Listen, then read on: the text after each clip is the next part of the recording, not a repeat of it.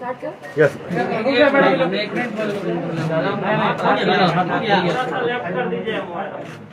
अरे मूड़ी हटाइबो तो मूड़ी देखी संसार तो ये ना आ गया बोलिए ना मैडम।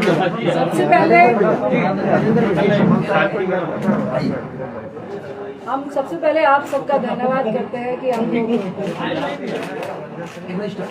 हमने आप लोगों को बुलाया बातें करने के लिए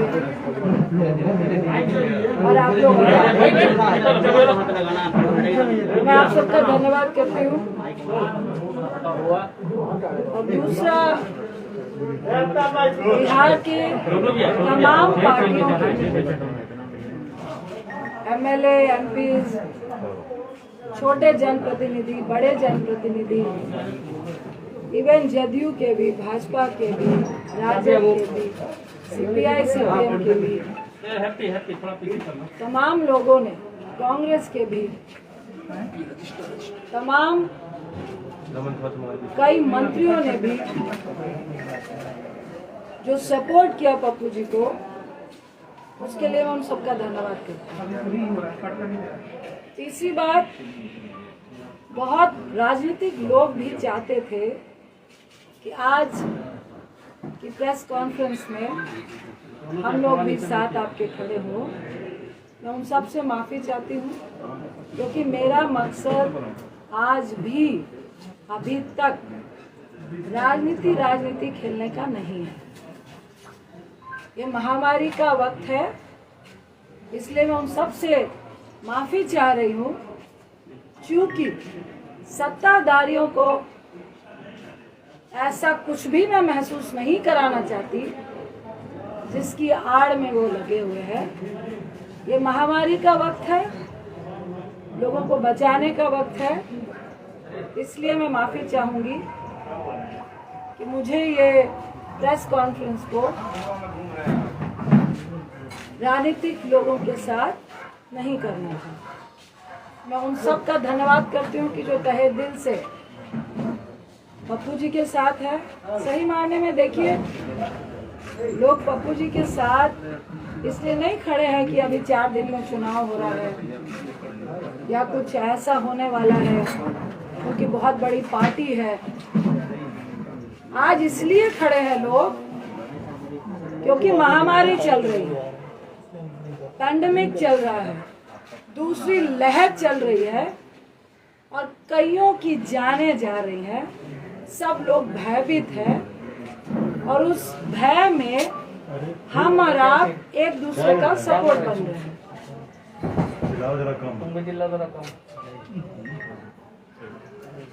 देखिए, मुझे अच्छा नहीं लग रहा कि मैं नीतीश बाबू को कुछ ऐसे सवाल करूं, रूडी साहब से कुछ ऐसे सवाल करूं, भाजपा से कुछ ऐसे सवाल करूं इस वक्त जो मेरे चरित्र में नहीं है। पप्पू जी को आज जेल भेज दिया गया। क्यों भेज दिया गया? किस लिए भेज दिया गया? ऐसा क्या उल्लंघन किया था?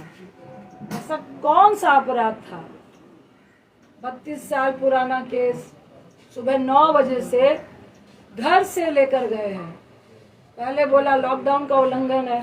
भाई, दिल्ली में लॉकडाउन का उल्लंघन, अगर आपने मास्क नहीं पहना है 500 रुपए का पर्ची काट के आपको वार्न करके भेज देते हैं। ये होता है लॉकडाउन का उल्लंघन। अगर आप ब्रैकेटिंग के पास है, जाना चाह रहे हैं, आपके पास कोई सर्टिफिकेट या आप किस लिए जा रहे हैं नहीं है, तो आपको 1000 रुपये 2000 रुपये का चालान है। लॉकडाउन का उल्लंघन वही होता है।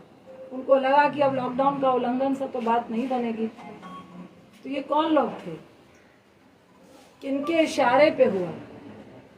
नीतीश बाबू, अगर आप इतने कमजोर और असहाय महसूस कर रहे थे तो भैया हम लोग को भी फोन करके बता देते कि भाई मैं मजबूर हूँ, बहुत कम विधायक आए हैं और भाजपा का सिर्फ बिहार में नहीं पूरे देश में गुंडा राज चल रहा है। जो वो चाहते हैं वो ही करते हैं।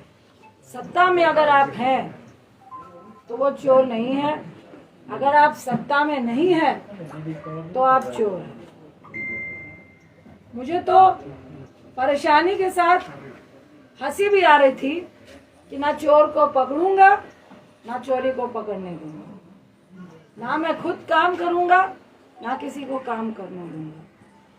देखिए मुख्यमंत्री साहब, ये किसी पर छीटाकशी का वक्त नहीं है और मुझे आपसे कोई निजी दुश्मनी नहीं है। मैं तो आपसे ये पूछना चाहती हूँ कि आपको आखिर हो क्या गया है, इतने अपंग क्यों हो चुके हैं?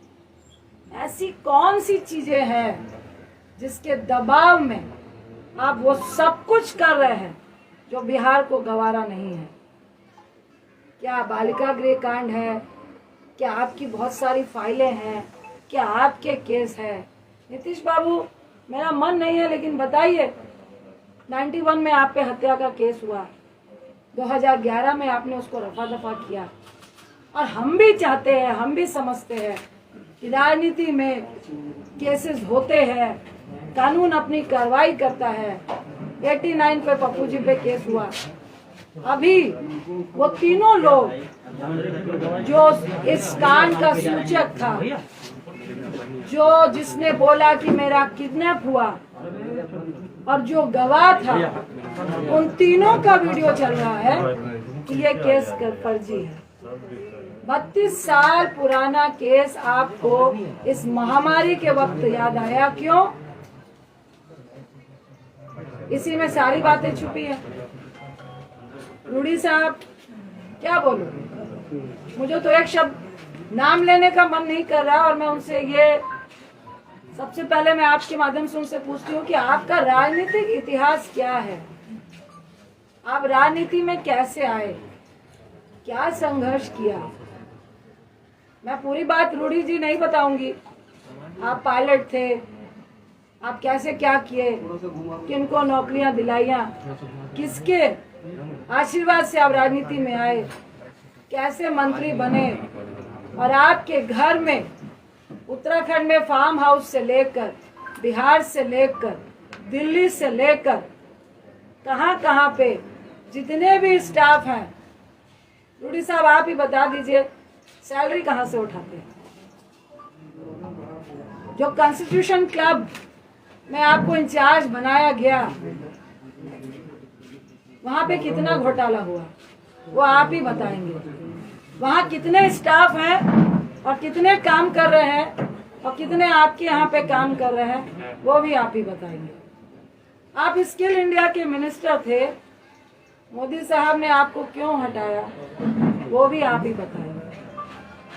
एम्बुलेंस के ड्राइवर को स्किल इंडिया के तहत आपको ट्रेनिंग देनी थी, क्यों नहीं दी वो भी आप ही बताएंगे। मेरा तो सवाल इतना है कि जिनके घर पत्थर शीशे के हों, और वैसे लोगों को पत्थर मत मारिए जो सड़क पे पहले से खड़ा है। इतना आसान नहीं होता है।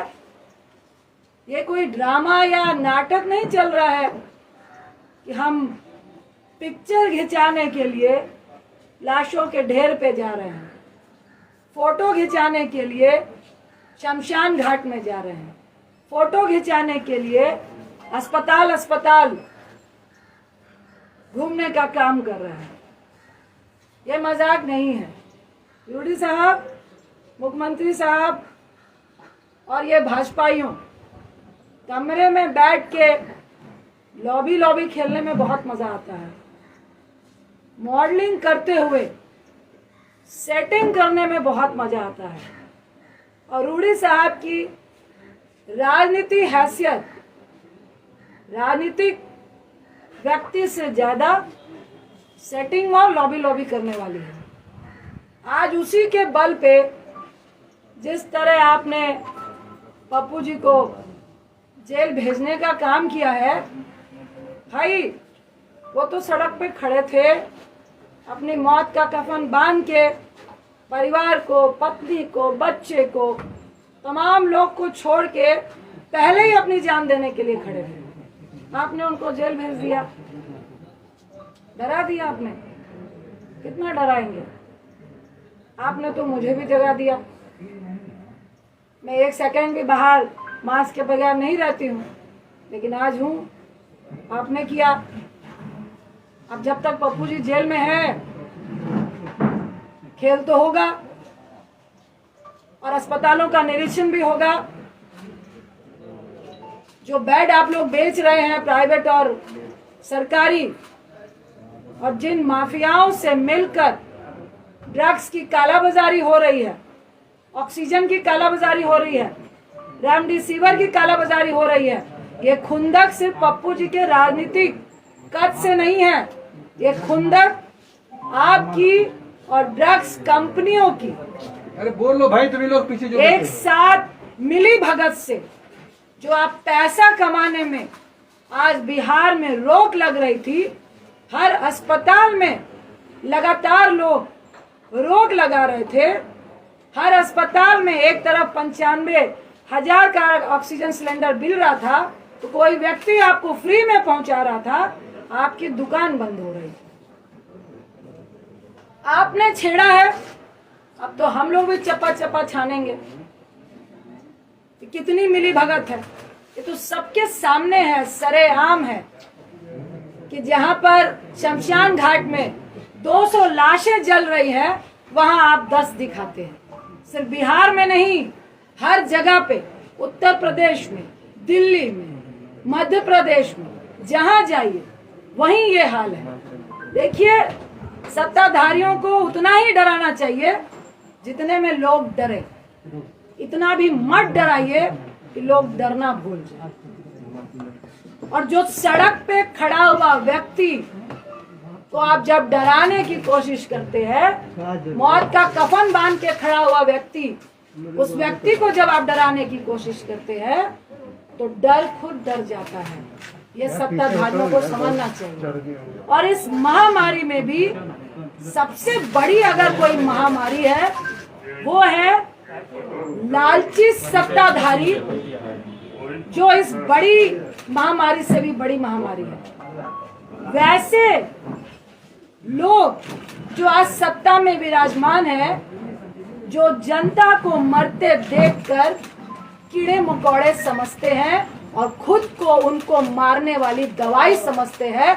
मुख्यमंत्री साहब, आप और आपका गैंग और ये भाजपाई आज जनता को महामारी में कीड़े मकोड़ों की तरह मारने वाली आप लोग दवाई बने हैं। महामारी से अगर 10 लोग मर रहे हैं, पर आपके कारण 500 लोग का आंकड़ा जो हो रहा है, वो आप लोग के कारण हो रहा है। वो आपकी दी हुई असुविधा के कारण हो रहा है, वो आपकी अव्यवस्था के कारण हो रहा है। पप्पू जी का क्या दोष था? आपके तमाम सरकारी अस्पतालों का निरीक्षण, जिसमें आप रूम में बैठ के मास्क लगाकर जूम से बता रहे हैं कि 25,000 रेमडेसिविर है, इतने ऑक्सीजन सिलेंडर है, इतनी दवाइयां हैं, इतने बेड हैं, इतने वेंटिलेटर हैं। क्या आपने ये बताया कि कितने वेंटिलेटर काम कर रहे हैं? अरे मेरी ही कंस्टिट्यूंसी में 6 वेंटिलेटर है, पर मैं राजनीति नहीं कर रही थी। लेकिन इसका ये मतलब नहीं जो कह रहे थे कि मधेपुरा और सुपौल की खबर लीजिए, आपको डाटा दूं क्या? वहां पे कितने ऑक्सीजन सिलेंडर है, कहां कहां क्वारंटाइन सेंटर है, और कितने आपके वेंटिलेटर चल रहे हैं, और कौन लोग वहां पे जा रहे हैं। अरे आपके पास तो डॉक्टर और नर्स भी नहीं है जो ये बता सके कि ऑक्सीजन देना कैसे है। आपने 120 रेमडेसिविर दिए हैं, आपने 250 ऑक्सीजन सिलेंडर दिए हैं। हमने पूछा सिविल सर्जन को, भाई साहब 500 लोगों को ऑक्सीजन लगेगा तो क्या करेंगे? तो मैडम दरभंगा में बैकअप है। तो हमने कहा व्यक्ति मरेगा तब तक आप लेकर आएंगे, आप मुंह मत खुलवाइए। और हम लोग सिर्फ मुंह इसलिए नहीं खोल रहे हैं कि लोग पैनिक नहीं हो, लोग नहीं डर, लोग भयावह नहीं हो। क्योंकि जिसका 95 भी ऑक्सीजन होता है, अगर उसको ये मालूम चल जाता है कि अस्पताल में ऑक्सीजन सिलेंडर नहीं है, उसका ऑक्सीजन लेवल वहीं से 90 और 88 चला जाता है। इस दर्द के कारण आपकी बातों को नहीं बोल रहे, इस दर्द के कारण आपसे हम लोग बात नहीं करना चाह रहे थे। लेकिन आज जिस तरह की स्थिति आपने पैदा की है, तो नीतीश बाबू आपको भी जवाब देना पड़ेगा, रूडी जी आपको भी जवाब देना पड़ेगा। और ये कौन सा मंत्रालय है जो फेलियर के नाम से, कौन से लोग हैं, कौन से ब्यूरोक्रेट्स हैं जिनको आपने कभी अपना ओएसडी बनाया, फिर उनको मंत्री बनाया, और आज वो सबकी मिली भगत से उनकी दुकान नहीं बंद हो जिसके लिए आप मुंह बंद कराना चाहते हैं। अरे कितनों का मुंह बंद कराएंगे? और शर्म आनी चाहिए, और थोड़ा डरिए। आप पप्पू जी को जेल में बंद कर देंगे तो क्या लोगों को मरने देंगे? आपकी ये मंशा है कि लोग मरे और हम तमाशा देखें? गोल्फ के मैदान में गोल्फ खेलते हुए कि भाई स्थिति बहुत पैनिक है, मुझे तो बहुत डर लग रहा है, आई एम वेरी सेफ कहने में बहुत मजा आता है।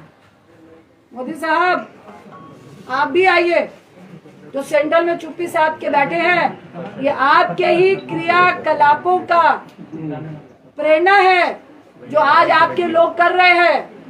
पहले जब सेकेंड लहर आई, दूसरी लहर आई, तो आप सत्ता के जुनून में, जीतने के जुनून में इतने पागल थे कि हमारे देश में ये जो महामारी की आपदा है, ये प्राकृतिक आपदा से ज्यादा WHO और पूरे वर्ल्ड के कंट्री का ये कहना है कि 90% हमारे देश की जो आपदा है वो मैन मेड है।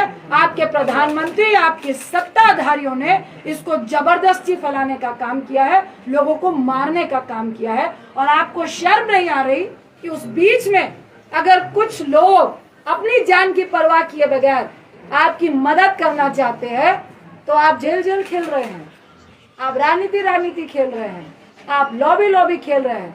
देखिए, मुझे लॉबी खेलने का कोई शौक नहीं है, ना इस वक्त राजनीति खेलने का शौक है, और ना ही जो खेलेगा उसको खेलते देते रहने का, देखने का शौक है। देखिए, जो चौराहे पे है वो तो रहेगा, जो डर रहा है वो इस बात को समझे कि जल्द से जल्द अगर पप्पू जी की रिहाई नहीं हुई और ये ड्रामा चलता रहा तो बहुत जल्द आपको भी मुख्यमंत्री आवास से निकलना पड़ेगा, आपके मंत्रियों को मुख्यमंत्री आवास से निकलना पड़ेगा और चौराहे में खड़ा होना पड़ेगा और जवाब देना पड़ेगा। ये दिल्ली में बैठ के जूम से काम नहीं चलेगा।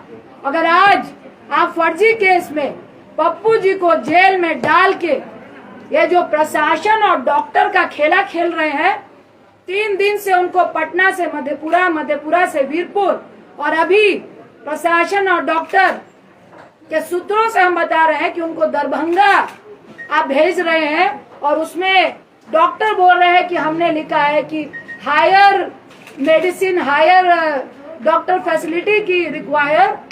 अब प्रशासन जाने की उनको कहाँ भेजना है, प्रशासन कह रहा है कि डॉक्टर जाने की उनको कहाँ भेजना है। अरे आपका तो एक भी हॉस्पिटल में ऑक्सीजन सिलेंडर नहीं है। आप पप्पू जी का सीवियर इन्फेक्शन है, सुन लीजिए, शुगर के पेशेंट हैं और 1.25 महीने पहले उनका गॉल ब्लैडर का ऑपरेशन हुआ है, उनके लीवर में 30% प्रॉब्लम है। और अभी मैं आते वक्त भी जो डॉक्टर ने ऑपरेट किया उनसे बात करके आई हूँ कि हैवी रिस्क है कि उनको दोबारा इस हालात में इन्फेक्शन के चांसेस हैं, क्योंकि बहुत नया ऑपरेशन है। उसके साथ ही उनको सीवियर इन्फेक्शन थे, जिसकी सारी रिपोर्ट आपको दी गई है। मैं फिर आपको आगाह करूंगी कि ये खेला बंद कर दीजिए, ये राजनीति बंद कर दीजिए, उनको रिहा कीजिए, और आपके जेल के अंदर वो पॉजिटिव होके आएंगे तो ना मैं माफ करूंगी ना आपको जनता माफ करेगी। और सिर्फ माफी से काम नहीं चलेगा। अगर चंद दिन के अंदर, 2 दिन के अंदर पप्पू जी रिहा नहीं होते हैं और आप ये डॉक्टर और प्रशासन का खेल खेलते हुए उनको हर दिन गाड़ी में 4-4 लोगों के साथ बैठा के जो घुमाने का आप काम कर रहे हैं, तो आप भाजपाई लोग भी सुन ले, मुख्यमंत्री साहब भी सुन ले। रूडी साहब, आपकी जो एम्बुलेंस घर में थी वो सरकारी खजाना था, और एक तरफ लोग 12,000 रुपए पर किलोमीटर एम्बुलेंस के लिए दे रहे थे और तब भी नहीं मिल रही थी। मैं अनशन में बैठूंगी, जब तक आपको जेल के अंदर नहीं कर दिया जाएगा, ये खेला खेलना बंद कर दीजिए। ये गंदी राजनीति महामारी के वक्त बंद कर दीजिए। आज मैं फिर कह रही हूँ कि मुख्यमंत्री साहब फोन कीजिए।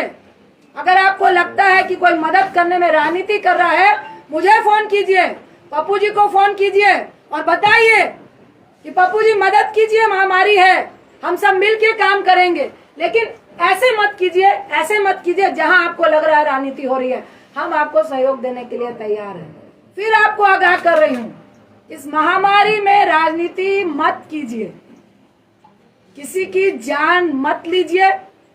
अगर हमारी फैमिली को आप खतरे में डालेंगे, अगर आप बिहार की जनता को खतरे में डालेंगे, अगर हमारे बच्चों को आप खतरे में डालेंगे, तो आपका परिवार भी मुख्यमंत्री आवास में नहीं बैठ पाएगा। आपका बेटे की मैं रिस्पेक्ट करती हूँ, भूल हो गई, आपका पूरा परिवार नहीं है, लेकिन मैं टिप्पणी नहीं करूंगी। भाजपाइयों का परिवार है, जो मॉडलिंग करते हैं उनका परिवार है, और मुझे सबके परिवार के लिए दया है और सबके परिवार की फिक्र है। इसीलिए हम लोग चुपचाप बैठे थे, इसीलिए आज मेरा बेटा यहाँ नहीं आया, क्योंकि मैंने अपना रिस्क लिया, उसका नहीं लिया कि बेटा रुक जाओ, पैंडेमिक चल रहा है। और ये बहुत गुंडई राज वाले लोग हैं, किसी की परवाह नहीं है। जब जनता को ये कीड़े मकोड़े समझते हैं तो हम लोग की क्या औकात है। लेकिन औकात उसी की होती है जो गोल्फ लिंक में बैठकर गोल्फ खेल रहा होता है और पेस्ट्री होता है, जो सड़क पे होता है, उसको औकात दिखाने की कोशिश नहीं कीजिएगा। मैं इतना ही क्या कि मुख्यमंत्री साहब, अब ये राजनीति बंद कर दीजिए। उनको इस फर्जी केस से वीडियो वायरल हो रहे हैं, वो सब दिख चुका है कि वो फर्जी केस है, उनको रिहा कीजिए और हम लोग सब मिलकर इस महामारी से लड़िए। क्योंकि एक तरफ आप इतनी घटिया राजनीति कर रहे हैं और दूसरी तरफ तीसरी लहर की बात इस देश में हो रही है, उसकी चिंता कीजिए। अपनी राजनीतिक रोटियां सेकने की चिंता मत कीजिए। अगर आपको डर लग रहा है उनके कद से, तो चुनाव अभी बहुत दूर है, तब तक जनता भूल जाती है।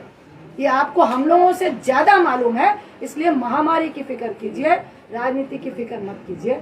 बहुत बहुत धन्यवाद। मैम, हाईकोर्ट में याचिका भी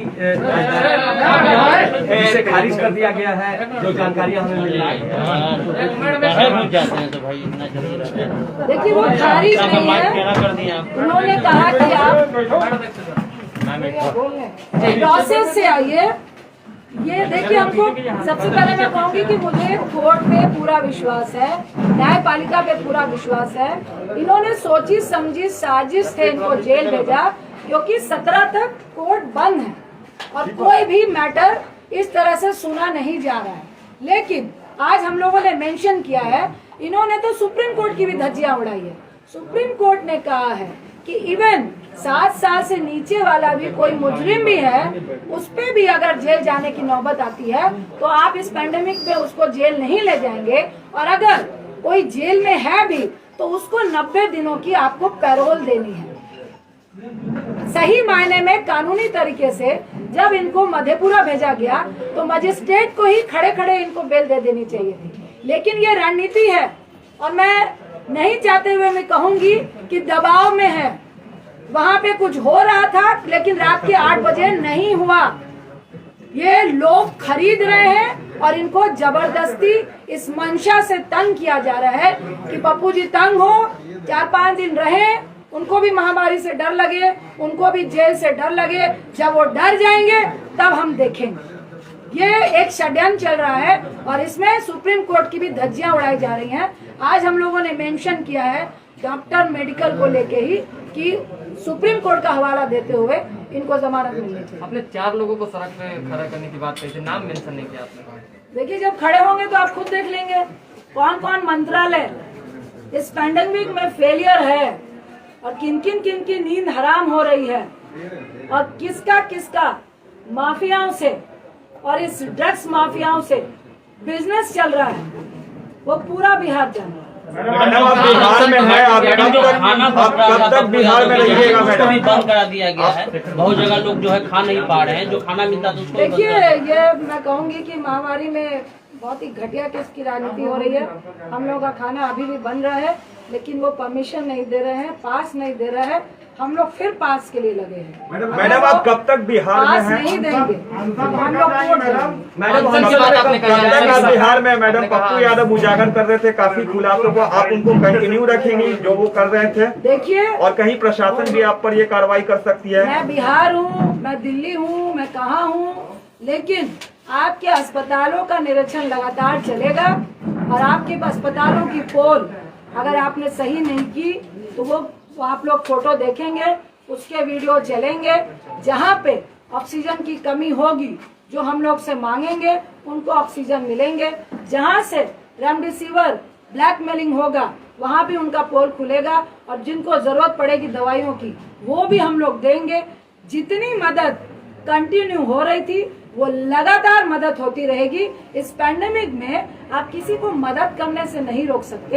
ये वैसे सत्ताधारी है, आज पप्पू जी को यहाँ जेल में बंद किया है, वहाँ हमारे कांग्रेस के यूथ अध्यक्ष को तो श्रीनिवासन के घर में जांच हो रही है कि खाना कहाँ से खिला रहे हैं भैया, आप कहाँ से दवाई दे रहे हैं। तो ये गुंडाई राज चल रहा है, मैं फिर कहूंगी पूरे देश में, जिसके खिलाफ हम और आप सबको खड़े होना है। आपने अनशन की बात करी, अनशन को कब बैठेंगे? कह रहे हैं अनशन का कोई दिन तय किया है? कब से जारी है अनशन? मैंने आपको बोला, मुख्यमंत्री साहब को फिर आगाह किया, जल्द से जल्द पप्पू जी की रिहाई हो, क्योंकि आपने फर्जी केस में जबरदस्ती इस पैंडेमिक में जो पोल आपके स्वास्थ्य का खुल रहा था सुविधाओं का, उसके लिए आपने भेजा है।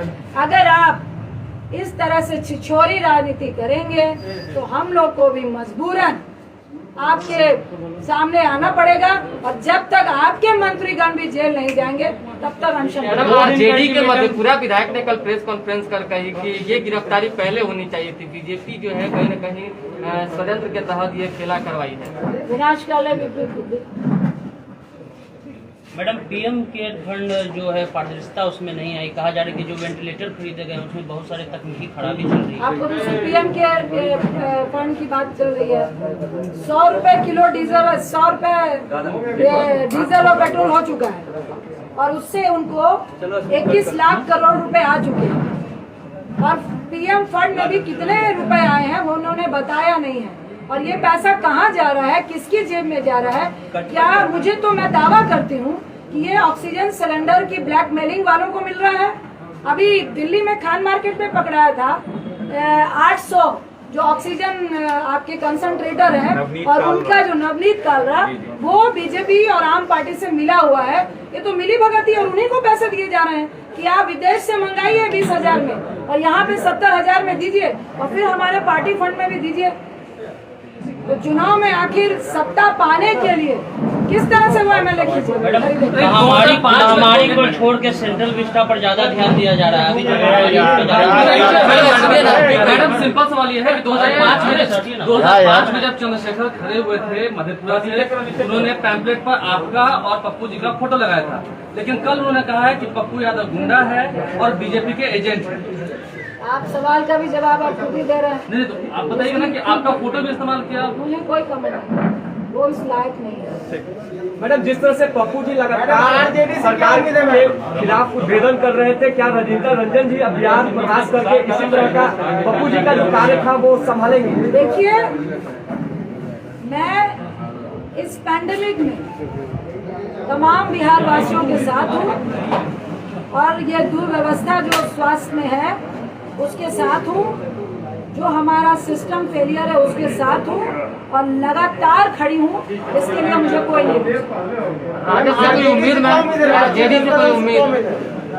आरजेडी से क्या उम्मीद है? हम महामारी की बात करने आए हैं और आरजेडी के भी बहुत सारे ऐसे एमएलए हैं, बहुत सारे ऐसे लोग हैं जिनका दर्द पप्पू जी के लिए है और जो गलत हुआ इस महामारी में है उनके लिए है। उनको मैं बहुत बहुत धन्यवाद भैया